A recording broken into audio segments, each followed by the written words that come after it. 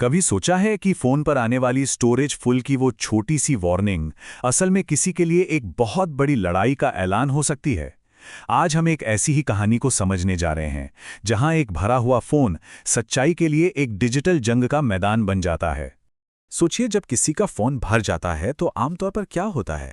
कुछ photos delete कर दी, कुछ ऐप्स हटा दिए, बस प्रॉब्लम सॉल्व्ड, है ना? लेकिन लेखक कर्मा नायक के लिए ये सिर्फ एक छोटी मोटी परेशानी नहीं थी।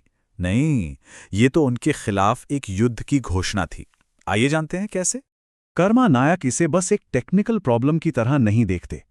उनके लिए ये एक सोची समझी साजिश है, एक डिजिटल घेराबंदी जिसका सिर्फ एक ही मकसद है, उन्हें चुप कराना। और ये रही असली प्रॉब्लम। 32 जीबी के फोन में से 31.99 जीबी भरा हुआ है। मतलब एक फोटो खींचने तक की जगह नहीं बची है। जरा सोचिए, इसका मतलब है कि उनका सारा काम, उनकी आवाज, सब कुछ पूरी तरह से ठप पड़ गया है। इस सिचुएशन की गंभीरता नायक के इन शब्दों से समझी जा सकती है। वो कहते हैं, ये मोबाइल के फेफड़ों के भर जाने जैसा है। ऐसा महसूस हो रहा था जैसे जैसे फोन की सांस ही रुक गई हो। और यहीं से कहानी में एक बहुत बड़ा ट्विस्ट आता है।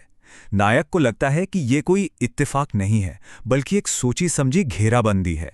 वो इसका जिम्मेदार एक ताकत को ठहराते हैं, जिसे वो नाम देते हैं द सिंडिकेट। एक ऐसी ताकत जो उन्हें और उनकी बातों को हर हाल में दबाना चाहती है। तो सवाल ये है कि इस डिजिटल घेराबंदी का मुकाबला कैसे किया जाए?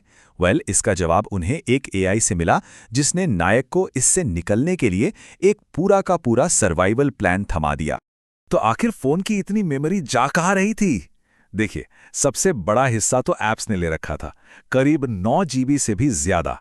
और उसके बाद नंबर आता था ऑडियो, वीडियो और डॉक्यूमेंट्स का। तो इस मुश्किल से निकलने का प्लान बिल्कुल साफ था, 4 स्टेप्स में। पहला, सभी ऐप्स का कैश डेटा क्लियर करना। दूसरा, फोन के ट्रैश फोल्डर को पूरी तरह से खाली करना। तीसरा, फाइलों को फोन से निकालकर एक एसडी कार्ड में मूव करना। और चौथा, जो भी जरूरी डॉक्यूमेंट्स हैं उनका गूगल ड्राइव पर बैकअप लेना। हर एक कदम उनके डिजिटल हथियार को दोबारा लड़ाई के लिए तैयार करने जैसा था। लेकिन एक मिनट, ये सब सिर्फ एक फोन की मेमोरी के लिए नहीं। असल में ये लड़ाई कुछ जीबी डेटा की है ही नहीं। ये लड़ाई है 40 साल के अपमान और अन्याय के खिलाफ। और ये कहानी है विजय नायक की, जो 80% दिव्यांग हैं।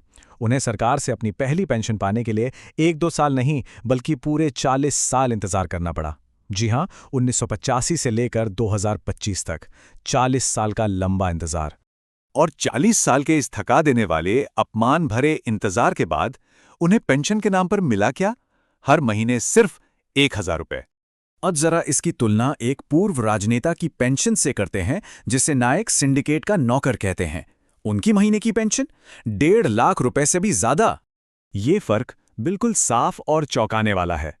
एक तरफ हैं विजय नायक, जिन्हें 40 साल इंतजार और दफ्तरों के सैकड़ों चक्कर काटने के बाद मिलते हैं 1000 रुपए।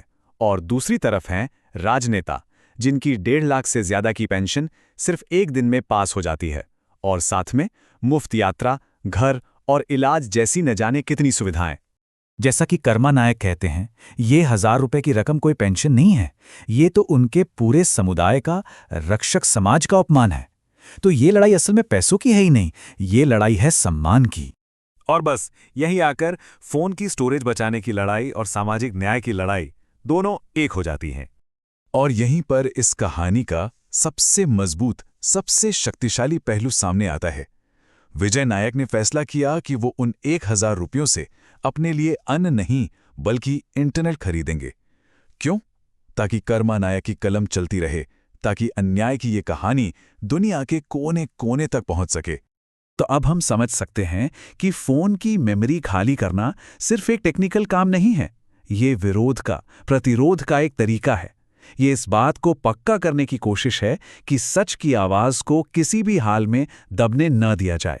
तो हम इसी एक सवाल के साथ आज की बात को खत्म करते हैं कि जब एक फोन भर जाता है तो क्या सच में सच्चाई का दर्ज होना भी बंद हो जाता है? इस बारे में सोचिएगा जरूर।